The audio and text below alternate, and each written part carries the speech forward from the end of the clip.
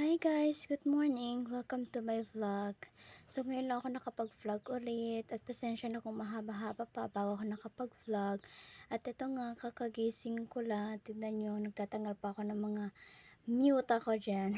At tignan nyo naman ang kalat na iniwan sa akin. Ako ang nahuling nagising kaya ako ang magliligpit niyan. Nag-timelapse nga ako dito kasi baka naman mangalay na yung kamay mo sa kakanood. Maliit lang yung kwarto namin kaya kahit maliit, dapat malinis. Kaya ito, nagliligpit at nagwawalis. Kasi naman matutulog lang, grabe na yung dumi sa ilalim ng phone namin. Diyos ko, araw-araw at hanggang maghapon yung dumi.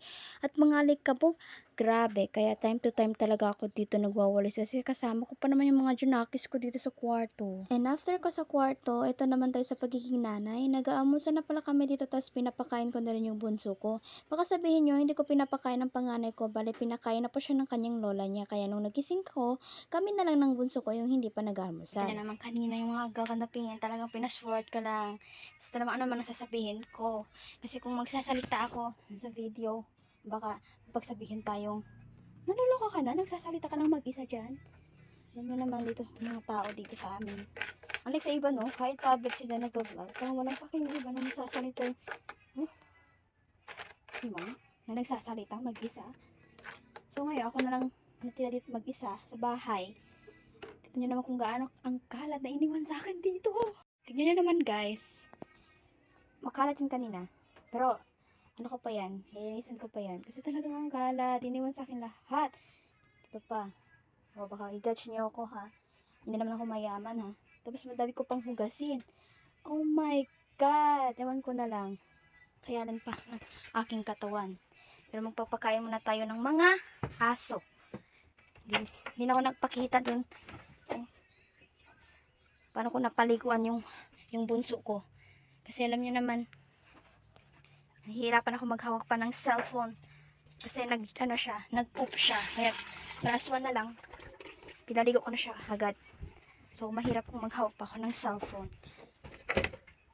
Cedric! Ito na. Ay, walang magpapantay dyan. Doon yung ate. Yung ate hindi ko pa ligo kasi busy pa. Doon ka lang maglaro, B. Halika, halika. Dito tayo maglaro. Fresh na yan, oh. Halika, halika. Come here. So guys, pasensya na sa magulo ha. Talagang, yun naman kung gano'n kagulo yung kwarto ko dito. Ito, mga damit to ng partner ko. Pero ayos ako ng ayos eh. Pero tingnan niyo kung paano niya kunin yung mga damit at talagang wala. Tumatembling. Tumbling. Wala guys. Tigyawat na naman ako. So mag-aano pa ako dito maglilinis kasi wala pa akong time at panahon para maglinis dito. Walis-walis lang muna ako. Napakalitan talaga yung kwarto namin guys. Intindihin nyo na lang. Sabi ko sa kanya, maglalaro muna siya. Say hi! Hi! fresh na yan. Tapos yung maligo. Hey, Cedric! Ito po yung aking second baby boy. Maglalaro lang ikaw. Ay nako. Para hindi ito mahulog doon, ganito na lang gagawin. Nilagyan ko siya sa kanyang stroller kasi naalala ko, magpapakain pa pala ko ng aso namin. Tapos pagkalapas ko may araw pala. Sayang naman kung hindi ko pa ilalabas yung mga damit na kahapon ay hindi pa talaga natuyo lahat. Grabe kung mapapanood nyo talagang magic. Pero huy, ilang minutes pa to, timelapse lang to be.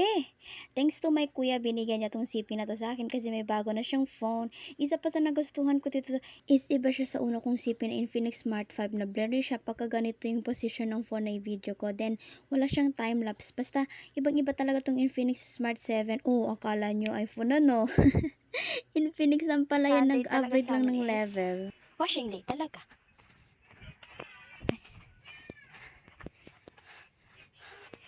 Diyos my God. Pawisan pa ako dun. Hi guys, ang daming nangyari. Kasi matagal pa bago matulog yung aking bunso. Kaya doon hindi mo na ako nakapag-video. Tapos noon, pinaliga ko na rin yung panganay ko. And now, next level, next step, hugasin. Maghugas na tayo ng pinggan.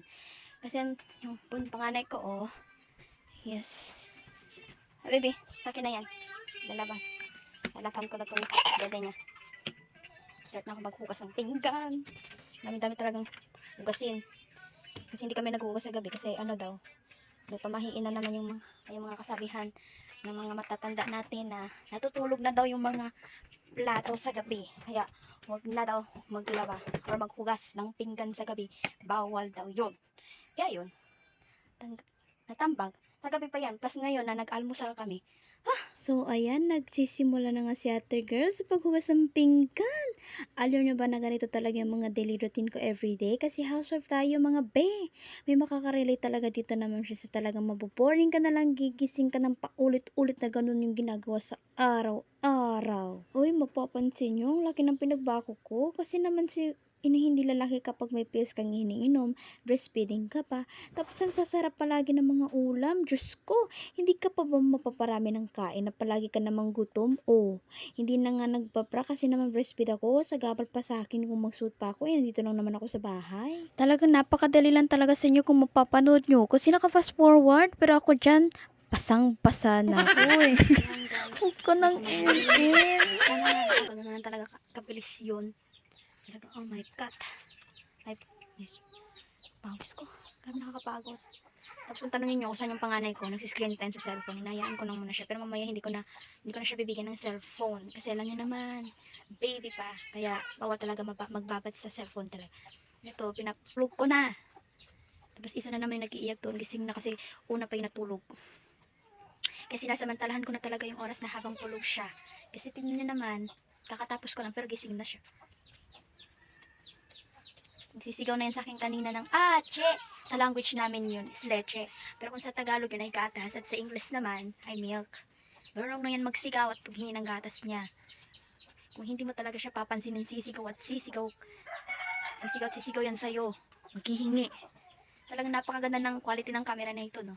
Nag-start na ako mag-vlog ngayon kasi dahil sa malaki na yung storage nito at yung camera. Kasi dun sa isa kong cellphone na yung mga vlog ko noong una is talagang hindi na ako nakakapag-vlog ng mahaba kasi full storage na agad. At yung quality din ng camera. Pa-blurred. Buti pa to kahit malayo ko ilagay. Talaga yung quality niya. Nakafocus lang talaga na ang ganda talaga ng quality niya kung makikita niyo sa video, di ba? Hindi siya nagbe-blur, hindi siya na parang nag-low, light, tapos bright. Ayun, umiyak. So, see you on my next vlog. Salamat sa panonood. Bye-bye!